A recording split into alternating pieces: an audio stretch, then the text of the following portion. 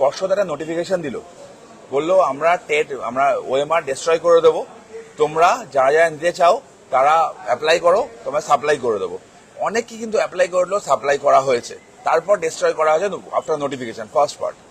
Second part, এই OMR এর অনেক কটা গল্প আছে। আমরা জানি ওই 83 পেয়ে পাশের গল্প, ক্যালকাটা হাইকোর্টের অর্ডারে ওই রিজার্ভেশন ক্যাটাগরি যারা আছে 82 জায়গা 83 পেলো, তারা পাস করলো, তাদের চাকরিটা আছে। সেই জাজমেন্ট 6 নম্বর প্রশ্ন ভুলের ব্যাপারটা আছে, 6 নম্বর প্রশ্ন ভুল যারা কোয়ালিফাই করলো তারা পেলো।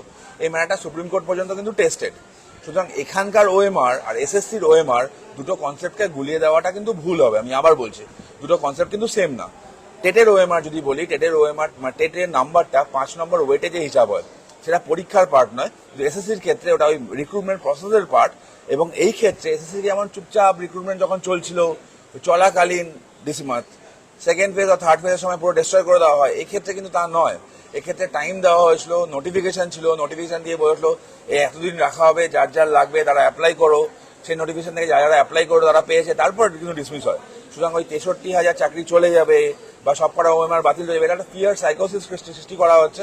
আমার মনে হয় যারা মামলাটা করছেন, যারা পক্ষে আছেন, যারা বিপক্ষে আছেন, তারা নিশ্চয়ই কলকাতা হাইকোর্টে যে বেঞ্চে মামলাটা চলবে সেই বেঞ্চকে নিশ্চয়ই ব্যাপারটা বোঝাবেন। কিন্তু একটা বিষয়, ওএমআর এর যে তথ্য, অর্থাৎ আমি কত নাম্বার পেয়েছি অনেকে যারা জানতে চাইছেন, সেক্ষেত্রে যেহেতু ওএমআর নষ্ট করা হয়েছে, বিচারপতি রাজশেখর মান্থার বেঞ্চে যখন মামলা ছিল তিনি বলেছিলেন দুনিয়ার বিখ্যাত আইটি এক্সপার্টদের সাথে কথা বলে ওই ডেটা রিট্রিভ করো, অর্থাৎ এই যে 10 লাখ বা 20 লাখ যে পরিমাণ পরীক্ষা দিয়েছে তাদের ওএমআর এর কি তথ্য রয়েছে রিট্রিভ করা হোক। এবং সেই মামলাটা বর্তমানে বিচারপতি রায় চট্টোপাধ্যায়ের বেঞ্চে আসছে।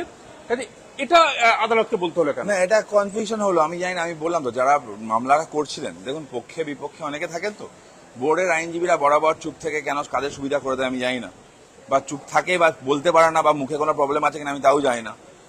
কারণ এই প্রাইমারি দুর্নীতি যদি তদন্ত ঠিকঠাক হতো, তাহলে এটার দাগ তো আমাদের কতগুলো আইনজীবীর ওপরও আসতো।